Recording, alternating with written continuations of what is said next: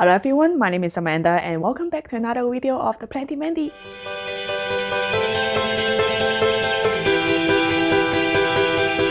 So welcome to the second part of my propagation series, and today we're going to be talking about a more specialized method to multiply your plant, which is air layering. So air layering essentially is a method that would allow you to multiply your plants without taking a cutting at the beginnings. So for those of you who watch my first part, which is the moss propagation and water propagation series, will remember that if we're gonna do those methods or use those methods, we would have to take a cutting first. And if you haven't seen it, I'll link it somewhere on the screen. So make sure you check that out because they are really informative. So yeah, going back to the point is when you do water and moss propagation, you have to actually cut the plants first, right? Take a cutting and then put them into the water or moss for them to propagate, right? So essentially during that period of time, the plant doesn't have a root system to really absorb the water or nutrients or whatever it may need to survive. So if your plant doesn't root fast enough, right? Let's say you give it a less than ideal situation, it didn't root fast enough, it may rot, and then your cutting is a goner, right? However, for the air layering method, we actually would multiply the plant while the new plants, right, or the cutting, because it's not being cut, so I use the quotation mark. The cutting is still attached to the mother plant, so that means that it's allowed the plants to still absorb water and nutrients using the roots of the mother plants before we actually cut it down after it's root up. So it's a great method, and it actually will increase your success rate of propagation if you do it right. So I'm going to show you how to do that. Let's get started.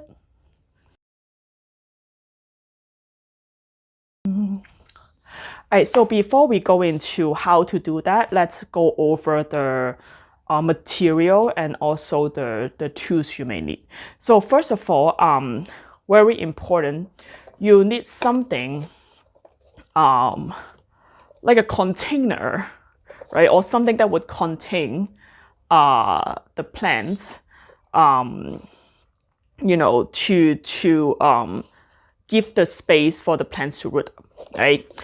I personally actually spend money to buy a propagation chamber, I guess you'll call it. So yeah, so essentially it's a ball like this, and then one side is clear and the other side is pitch black. So what you're gonna do is it have like the holes at the top and the bottom, and then you can essentially put the segment that you want to propagate into this ball, and then you can close it and lock it up. So it has a clear side. I really like it because it's a clear side, so I can actually see if the root is forming. It also have a dark side because the root do like to form in the dark. Like you think about it in the nature, right? So root form under soil, so it's dark, right? So so yeah, these are really good tools. I personally really like it. It's bring me great success. I'll show you later, and then I'll also leave the link in case you want to check that out. So, but let's say if you don't want to spend money or you don't want to like buy this, no worries at all. You can either use tin foil or plastic wrap. So either one would be fine. And the next material you need is some good long fiber sphagnum moss. So for sphagnum moss, make sure that you want to soak it and let it absorb like enough water, and then from there you really want to take the sphagnum moss out and you really want to squeeze all the extra moisture out. So right now, as you can see, there's no like excess moisture in my sphagnum moss at the bottom, like there's no liquid, but then the moss is wet to the touch. So that is what the texture you want to have. And you need a good pair of scissors, and make sure that I talk about it many times before on how to take cutting. You want to sanitize it. You can either spray it with a diluted alcohol solution, or you can, I know some people use lighter, like you heat to sanitize it. So either way it's fine, but you do want to sanitize your scissors. And you will need a good spray bottle. Last but not least is rooting powder. So I also talked about that in my previous video, the water and moss propagation video, that this is optional, but I would recommend it more for the air layering process because it does have fungicide. Like most of the rooting hormone does have fungicide in it. So I'll be honest with you, the main purpose that I'm using it is not to promote root growth because it could be questionable. Does it help? Because I personally would like hundreds of plants that have no rooting hormone and they're doing just fine. However, because they have fungicide in it, so that's why I want to use that in my air layering process because it's going to help to prevent infection. So I think, of course, you need a plant. You need a healthy amount of plants. So yeah, and that's actually bring me back again to my first video that I talk about water and moss propagation. Like when you take a cutting, you want to take a healthy cutting because if the cutting is not healthy or sick, like your success rate will decrease dramatically. Same as air layering. So you want to make sure that you pick a healthy section of your plant to start the air layering process. Otherwise, it's unlikely, it will be successful. So that's it.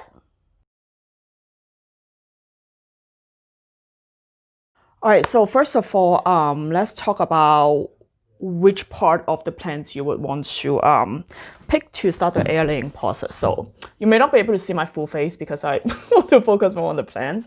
But anyway, so yeah, I actually look at the plant in advance. Oh, by the way, this is my Monstera deliciosa albo variegata. I want to make sure I say it correctly because I know there's a lot of confusion in the plant community, right?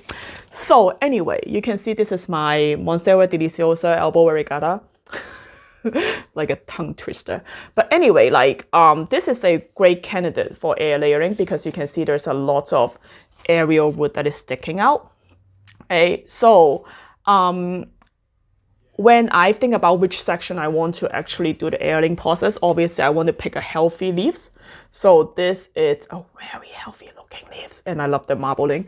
But anyway, so yeah, so I look at it and I was like, oh, this it's a really good section. So I'm gonna pick this section, right? Just like moss propagation and water propagation, right? You want to make sure that this is just a dead skin. You want to make sure that you include the node. So the node is where I would like to call it the joint of the plant. So the node is right here, right? So bear in mind that aerial root doesn't equals to node. Aerial root is aerial root. So aerial root is something, it's a kind of adventitious tissue or root that actually would grow out in the nature, and then they would like find stuff to grab on just to stabilize the plants, and then sometimes they got to the soil and then they will start growing, right, into real root. But anyway, yeah, so you want to make sure that you include a node. So meaning that if I'm looking at this plant or this section, this part will be the one that I want to start the air layering process. So I just want to give you a quick tips on air layering. It's yes, for indoor house plant, we're probably gonna do it with a lot of aroid, so that would be like philodendron, Monstera, because they do have this really prominent like node and aerial root structure, which will make the process a lot more simple, right?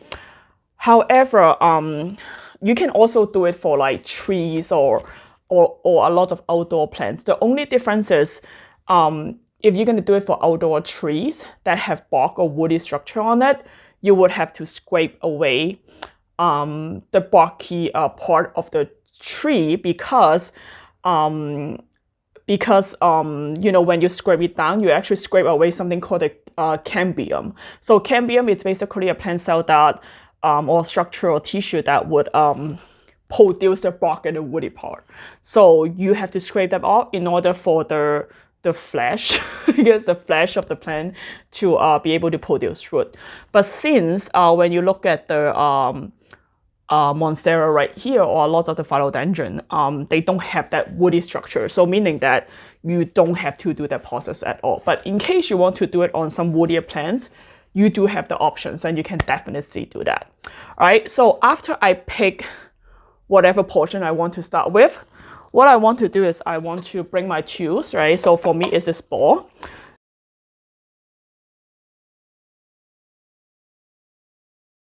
So I'm gonna fill this up with moist sphagnum moss, right? Ta-da! It's gonna get messy. It's always messy when I'm doing. So you don't have to like press it down so much. You want to make sure that, you know, you leave some room because you do want the airflow, right? And then I'm gonna take the other half. I'm just gonna fill it up again. Ta-da! So now you have two halves, right? So from here, this is a tricky part. So you want to be able to like, so this, when I close it, I want to be able to cover like this node and also all the aerial roots here. Like this aerial root is like pretty long here. So I am gonna try to measure it and see if it's gonna fit. So you can see the bottom, this bottom like round here will fit perfectly. So that way the stem, like the top here too, so the stem have room to come to fit. So you may have to like push this a little bit. So as you can see, the aerial root right here, it's coming out. So I would have to arrange it. You can always cut it, but I prefer do not cut it if I don't have to. So I'm gonna stuff it. So I want to like kind of like try to fit it first and make sure that it would work. So if I move this a little bit towards the middle, it works, it fits perfectly actually. So what I want to do is, okay, so now I get the feet. I'm gonna like just open it back up, right? And from here, it's where we're gonna use the rooting powder. So I'm gonna sprinkle some actually on the moss, like this, and like this. Boop, boop, boop, boop, boop. You can also sprinkle on the roots, but because I think it's just gonna, here, let me try. Yeah, yep, perfect. So I'm gonna sprinkle some on the root as well. Just kind of like rub it on there a little bit. Right, like this. Yeah, it's messy. It's always messy. I'm like, you two is already. It's always soil everywhere in my house. Like sphagnum moss everywhere on my house. So I'm just gonna rub it on the roots. Right. So now that I have my half measure and then I have rooting powder on, I can actually put this in place. So I'm gonna fit this just like I fit earlier. That's why I highly recommend you to like test it first. And then I'm gonna put this in here. I'm gonna move it like on my test run. Make sure you're not, you know, squeezing anything. And then I'm gonna close this. So I think this has a mechanism. There you go. Oops. So let's see if I can do it properly. So you can see I leave the outside at the clear one, at the clear side, and then the inside is the black one, because when I check if it is rooted, I can just look at the outside. I don't have to like, you know, try to go inside or open it at all. So I want to make sure, so make sure that you close it properly. So there you go, it is locked. So the other good thing about this ball is it will say like the open. You cannot really quite see it here, but it will have the notes of like this is open. If you move it this way, it's open. If you move it the opposite way, it's closed. So now I believe it's closed. So it's feel very unstable because this ball is heavy, right? It have moss and have water and stuff like that. So it will kind of like tilt it. So what I do is I don't have one right now, but I'll show you what I did with my other one. I would bring a stick, like a bamboo stick, just like the regular trellis or whatever you use, and then kind of like stick it into the soil and then hold the stick like that. So yeah, so that's what I'm gonna do. Okay, so remember at the beginning I told you that I'm going to show you like what it's look like as a result. So you want to give if you're going to do air layering, depending on the size of the plants and how fast growing it is, you want to give it about 3 to 7 weeks. So I would recommend that like every 2 or 3 weeks, go ahead and check and see what the status is. Like, is the root healthy? Is the root growing at all and stuff like that. So yeah, and if you, again, don't have the tools, all you need to do is you can use tin foil or plastic wrap. It's the exact same thing. You basically just, replace this ball thing with plastic wrap or tin foil and make sure that you leave a hose, some holes to like for the air to go through, so that way it doesn't suffocate the plants, right? So yeah, you want to leave it there for about like 3 to 7 weeks. And I actually have this one, and this one I have a date on here. And I start this air laying process on May 10th. So it's about actually exactly a month ago, right? So let's see how I can show you the best. So I checked it a couple of days ago. It's actually have been rooting pretty nicely. And I will open it for you guys so you guys can see. So you can actually see a little bit of the roots coming out here, right? That's why the clear part is good, because you can see it without opening it. But I do want to open it to show you guys what is happening inside here. So you can see like this white roots right here start to actually come out. So yeah, so that's basically, and then the bottom right here as well. Right, so you can see all this root start to come out. Yep. So that's that. That's about 1 month process of my Monstera deliciosa albo variegata. So yeah, it's successful, right?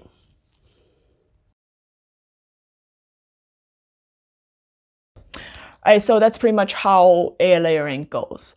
And I would say, so you guys see how the roots look like right now, the 1 month 1 month process right here. So I would say, just looking at the roots, I would give it another maybe 2 or 3 weeks or so, because I do want the root to grow a little bit more and have more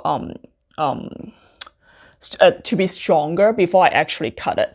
So when it is ready, when I cut it, I will probably cut it like a couple inches like below or like right around the bottom of this sphagnum also, just to make sure that I include all the roots that it's formed, that had formed. And then I'll just probably cut it right here. And just like when you use moss propagation and water propagation, you do have to give your plants a little bit of time to transition into regular medium.